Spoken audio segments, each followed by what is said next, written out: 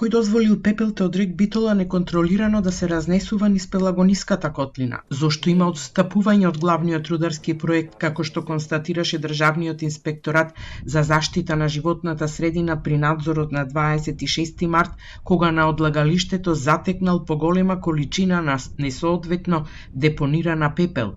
И чија е одговорноста за тоа?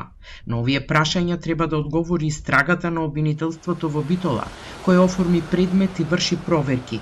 Дали се запазени сите прописи за заштита на животната средина при одлагање на пепелта во рек Битола? Дали било предизвикано загадување и дали било загрозено здравието на граѓаните? По комплетирањето на сите задолженија за добиените резултати и преземени мерки, Државниот инспекторат за животна средина ќе го извести основното јавно обвинителство Битола со цел проценка на потребата и основаноста од понатамошно јавно обвинителско постапување. Обвинителството го оформи предметот по бурните реакции во јавноста минатиот месец, кога километарски облак прашина се разнесуваше низ Пелагонија, појава видлива и од Битола. На прашањето на Телма од рек, тогаш тврдеа дека се почитуваат сите протоколи.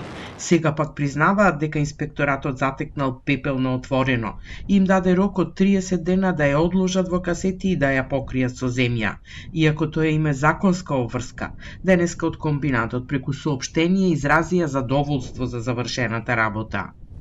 Со задоволство информираме дека денес на одлагалиштето кое беше предмет на инспекцијскиот надзор нема ниту 1 грам пепел.